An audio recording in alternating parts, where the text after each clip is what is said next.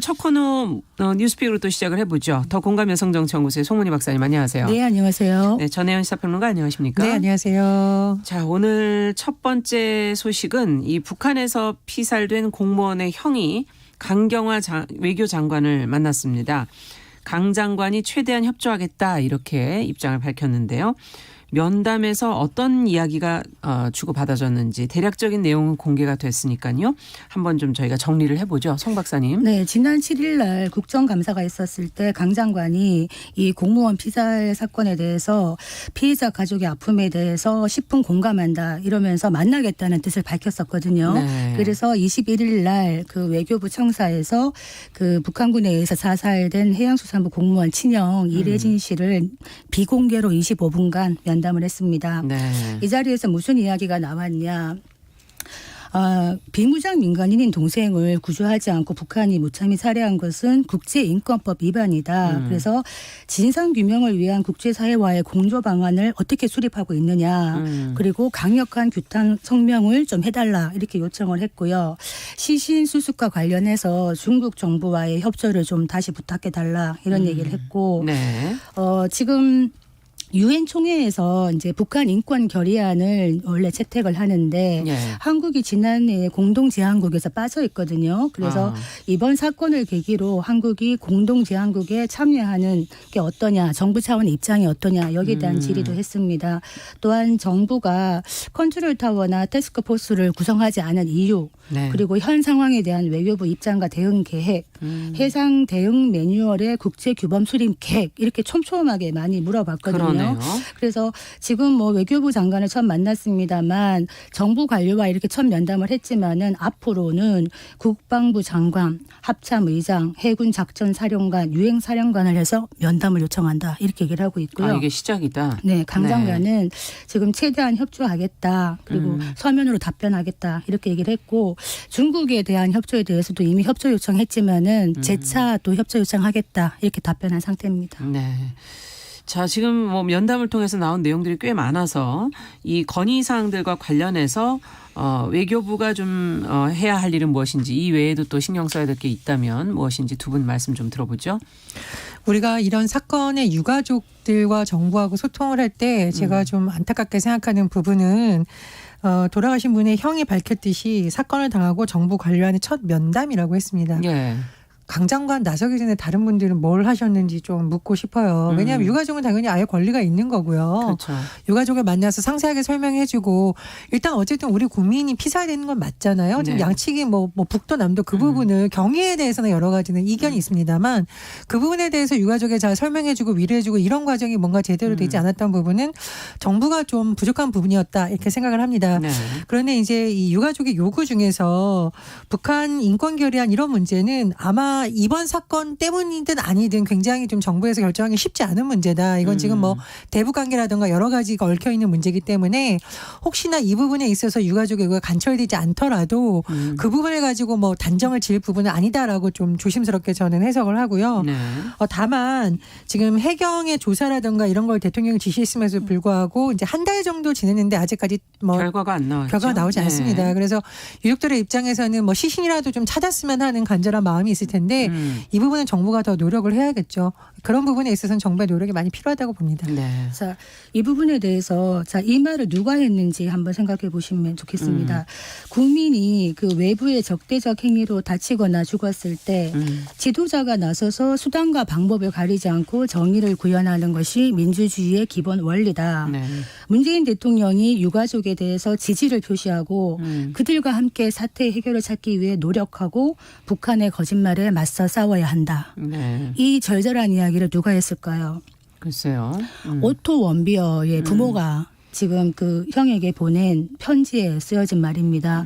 이 오토 원비어 사건 기억하실 텐데 북한에 17개월 억류됐다가 혼수 상태로 풀려나서 6일 만에 사망한 사건이었죠. 그때 그 오토 원비어 사건에 대해서 미국 트럼프 대통령과 행정부가 어떻게 대처했느냐를 보시면 네. 끝까지 정의를 찾는 노력을 했다. 그래서 결과적으로 그때 북한을 테러 지원국 명단에 올리면서 미국에 있는 북한 자산을 압류했고 오토 원비어법이 나왔습니다. 네. 그게 뭐냐? 가장 강력한 대북 제재로 뽑히는 법입니다. 그래서 이오토 원비어 부모가 연대하겠다 이런 얘기를 했는데 사실 이 부분은 그 토마스 오헤아 그 유엔 북한 인권 특별 보고관도 네. 지금 이번에 이 사건에 대해서 북한의 책임 규명과 유가족에 대한 보상 그리고 재발 방지책을 요구하고 있거든요. 네. 그리고 한국 정부에도 모든 가능한 정보를 좀 제공해라. 그리고 북한은 국제 의무를 준수해라라고 촉구할 것을 지금 하고 있는데 사실 이 이야기는 한국 정부가 먼저 했어야 되는 이야기다. 이런 생각이 듭니다. 네. 문재인 대통령이 왜 그 유가족에게 편지를 보냈고 유가족을 통해서 대통령의 편지가 공개됐었잖아요. 그렇죠. 대통령이 이런 약속을 했습니다. 해경과 군이 여러 상황을 조사하고 있고 아버지를 찾고 있다. 저는 이 부분을 굉장히 유심히 봤는데 모든 과정을 투명하게 진행하고 진실을 밝혀낼 수 있도록 내가 직접 참기했다는 것을 약속한다. 이제 뭐 대통령이 어쨌든 약속을 했는데 저는 이렇게 생각을 합니다. 이제 문재인 대통령이 여러 뭐 세월호 문제도 그렇고 이번 문제도 유가족을 대할 때 그래도 나름 진심을 다하려고 노력을 한 건 맞는데요. 네. 대통령이 모든 조사를 하거나 모든 과정을 진행하거나 소통을 하지 않거든요. 그래서 제가 좀 답답하다는 게 이런 측면인 것 같아요. 강경화 장관도 지금 만났지만 매번 강 장관이 이분을 면담할 수는 없어요. 그렇다면 유가족들과의 소통을 누가 할지 그리고 유족들에게 우리가 이것까지는 유족한테 다 공개를 하는데 이 부분은 공개할 수가 없다. 외부에는 이 부분은 공개하지 말아달라. 가족도 말아달라. 이런 소통이 되지 않다 보면 계속 불신이 쌓인다고 봅니다. 그렇죠. 그래서 어쨌든 유가족의 억울함을 풀어줄 수 있는 것은 정부의 입장이기 때문에 정부에서 어떤 식으로든 뭐 소통 담당자를 지명을 하던 유가족과의 뭐 좀 긴밀한 협의를 통해서 네. 비공개 정보라도 공개를 하든 이런 식으로 신뢰를 주는 노력은 계속 필요하다고 봅니다. 그렇죠. 지금 뭐 사건 발생이 한참 지났는데 아직 시신 수습조차 되고 있지 않은 이런 상황인데 고등학생 아들이 대통령에게 편지를 썼었지 않습니까? 네.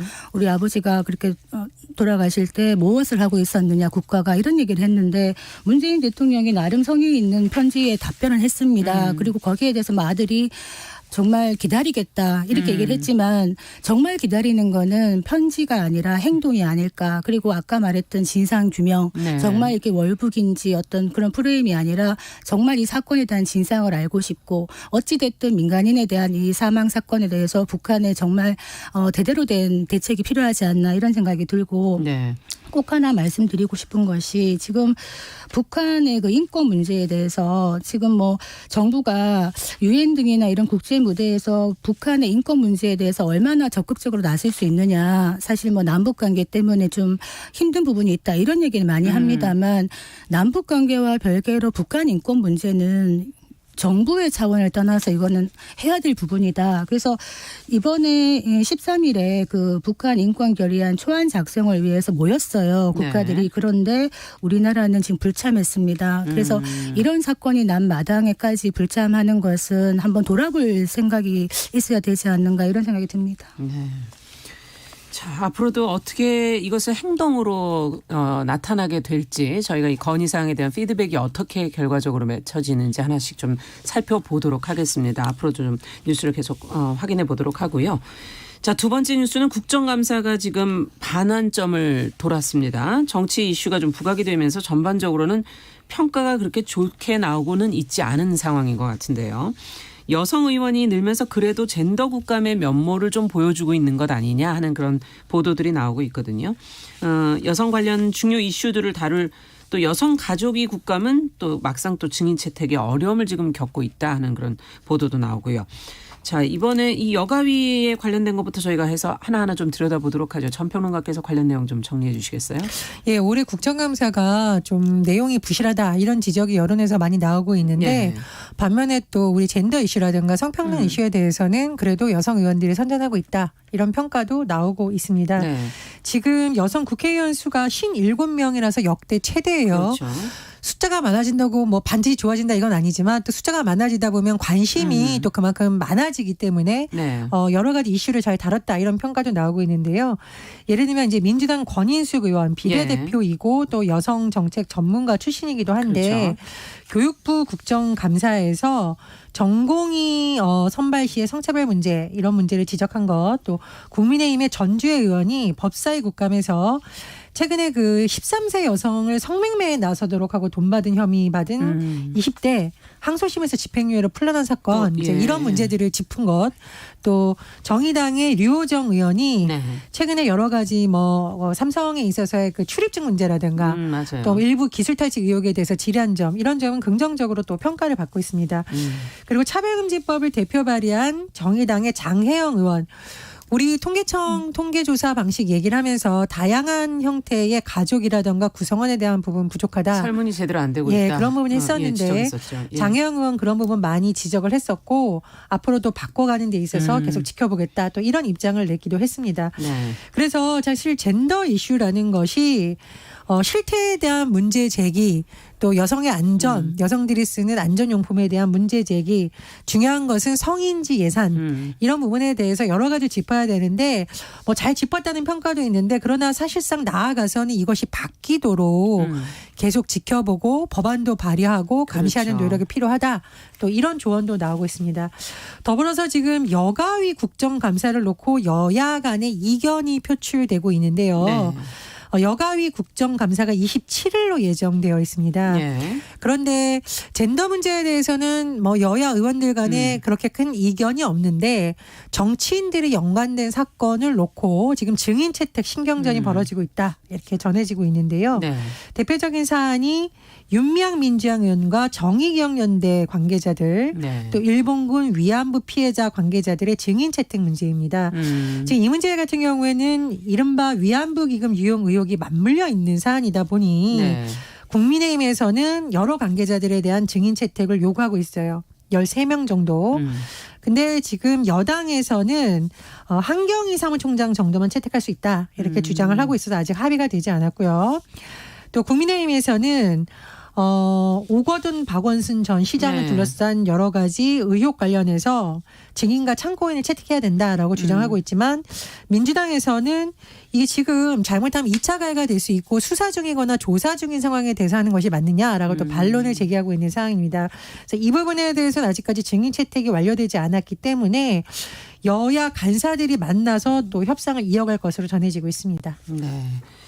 자, 두 분은 뭐 젠더 국감이라는 것, 젠더 이슈에 대해서 어떻게 평가를 하시는지, 또 여가위 증인 채택 문제에 관해서는 또 어떤 의견이신지 좀 나누어서 들어보도록 하죠. 그 뭐 20대 국감 때는 리얼들도 뭐 등장하고 이 정도로 어떻게 보면 사실 좀 깊이 있는 내용보다는 관심 끌기. 그렇죠. 사실 뭐 국감 때마다 우리가 늘 얘기하는 게 이번 국감만 그런 것이 아니라 맹탕 국감, 호통 국감, 이벤트 국감 이런 얘기를 많이 합니다. 상설 국감이 안 되고 딱 20일 동안 몰아서 20일 동안 국감을 하는데 얼마나 효율성이 있겠습니까? 네. 그런데 그나마 이번에 아까 말했듯이 여성 의원들이 많이 들어갔고 또 지금 젠더 이슈라는 게 여야 할 것 없이 공통 관심사가 되다 보니 그래도 조금 나아지는 부분은 있다, 이 부분에서는. 그런데 문제는 지금 27일부터 이제 여가위 국정감사가 시작되는데 예. 여기가 아마 또 맹탕이 되지 않느냐, 이런 의심이 나오고 있는 것이 일단 너무 증인. 정치적으로. 네, 물론 국감에서 정쟁하지 마라 얘기하지만 국감도 여야 정치인들이 하는 것이기 때문에 여기서 완전히 자유로울 수는 없습니다만, 증인 채택조차 서로가 이렇게 실랑이 하다가 그냥 흐지부지 끝나버린다면은 내용이 없다. 지금 말한 뭐 정의연이라든가 또 뭐 성 문제로 인한 사망 사건 같은 경우에 여야 그 여가위 의원들이 갈려요. 그러니까 야당 여가위 소속 의원들은 이러한 분들을 다 증인 채택해라라고 촘촘하게 얘기하는 반면에 여당에서는 아까 말했듯이 이거 정쟁이다 이렇게 얘기를 하면서 2차 가해 문제도 있고 하니까 증인 채택 안 하겠다 이렇게 얘기를 하고 있는데, 지금 사건이 발생되고 나서 시간이 꽤 흘렀습니다. 이거를 언제까지 수사만 지켜보고 우리가 기다리겠다 이렇게 얘기한다면 국민의 대표하는 국회가 국민의 의구심을 좀 해소하고 어떤 큰 사안들에 대해서 실체적 진실을 밝히기 위해서 증인도 부르고 하는 것 아닙니까? 이 부분에 대해서는 좀 더 논의가 필요하겠다, 이런 생각이 들고, 이게 꼭 여성들만의 문제가 아니라 이번에 보니까 남성 의원들도 사실은 적극적으로 이런 이슈에 대해 참여를 해야 되거든요. 네. 그래서 좀 눈에 띄었던 것이 그 양기대 의원 이번에 발표한 걸 보니까 그 지방 공공기관의 유리천장 문제를 제기했더라고요. 그래서 그 행정안전위였습니다. 행정안전위원회에서 이런 얘기를 했다. 그래서 지방 공공기관이 여성 직원 비율이 아주 매우 약하고 그나마 특히 고위직은 여전히 유리천장이 상존한다. 이렇게 통계를 보여주면서 앞으로 성평등 사회로 변화해라. 나아가기 위해서 여성의 공직사회 진출이 매우 필요하다. 이런 이야기를 하는 남성 의원들도 같이 많아져야 된다. 이런 생각이 듭니다. 네. 지금 법사위 대검 국감이 진행되고 있고요. 지금 뉴스 속보가 좀 들어왔는데요. 라임 수사를 담당했던 서울 남부지검장이 지금 사의를 표명했다는 속보가 좀 또 들어와 있습니다. 자, 지금 얘기 조금 더 들어보죠, 저희. 예, 전혜연 평론가. 저는 지금 여러 가지 의혹이 있는 사건에 대해서 진상규명은 반드시 필요하다. 이것은 예. 일관된 입장입니다. 그런데 좀 고민스럽다고 해야 될까요? 딜레마라고 해야 될까요? 그 정의기억연대를 둘러싼 의혹 같은 경우에 지금 검찰 수사 중입니다. 그래서 국정감사에서 여야를 막론하고 수사 중인 사건에 대해서 질문을 했을 때 수사와 관련된 사항을 대답하기가 굉장히 어려운 특수성이 있어요. 이건 이제 법사위에서도 그렇죠. 여야 간의 논쟁이 벌어지고 있는 부분이거든요. 네.